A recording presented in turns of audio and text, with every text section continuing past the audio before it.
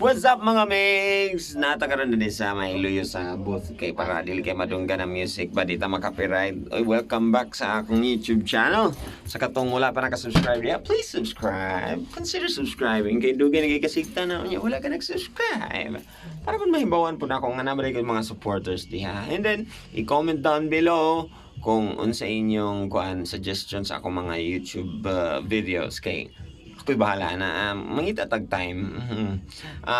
Priority man na to ang pagka-DJ, pero mangita tag time nga matugtan gyapon ni atong mga passion sa pag-video-video, di ba?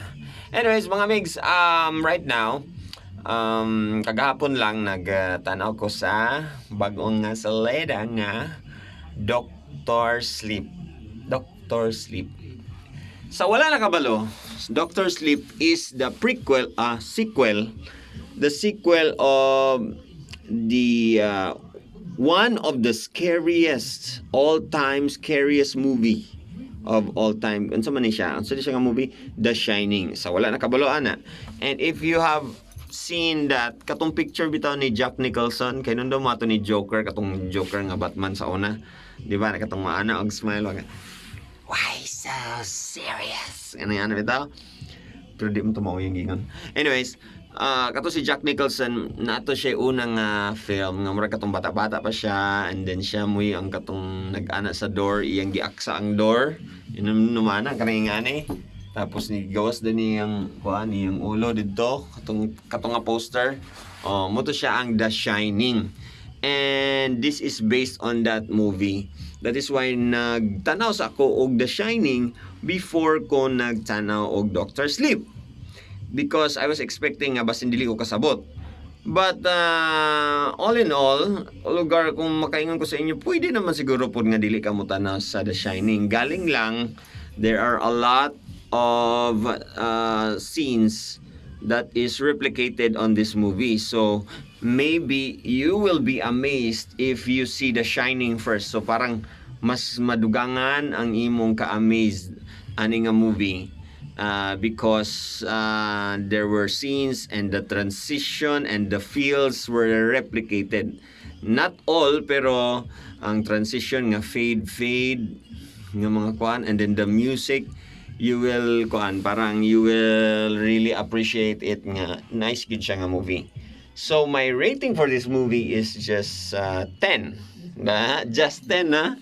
Meaning I'm so satisfied because first, I love psychological movies. Second, parang not only the feels, na feel nimo ang kung unsa imong na feel sa The Shining, parang ang katong intensity, but more pagyud because they have CGI, mas daghan effects, no? And the actors are very very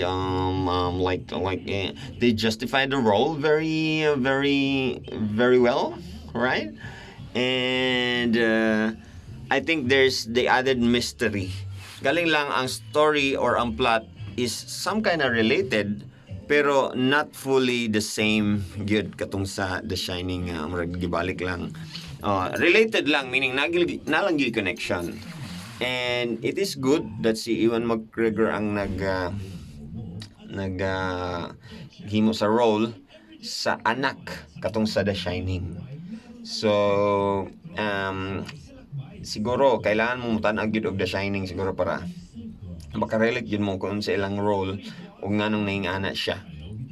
Ang ending lang gyud, I mean, I would like to dili ko gusto mag-spoil, but I would like to say nga katong hotel nga nasa The Shining, mubalik sila atong hotel. Mo lang na kung maingon. Okay? So, kung ganan kag horror, ganan kag suspense, ganan kag thriller, watch this movie, but don't expect nga kung unsa imong makita sa The Shining, mo pud ni siya, because lahi pud ang performance sa The Shining. Lahi ang iyang feel nga napud siya kalainan, no? More kuan gid siya, more on the nostalgic, more on the mystery gitong kuan, kay wala man ta kabalo ato first time nato na kita ang The Shining, wala ta kabalo si may tabo, di ba?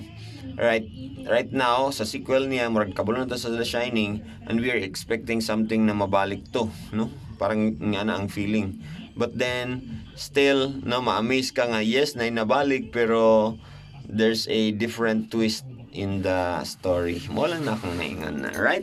So, tanan na mo sa The Shining. Tanan na mo sa Doctor Sleep. And I'm sure mag-enjoy mo. Now na dayan, char lang. Please consider subscribing and don't forget to like, comment, and share it to your friends, lalo na yung mga gusto nyong makasama sa panonood. Alright? Kaya ba si Joe? Ito na siguro ko. Bye-bye!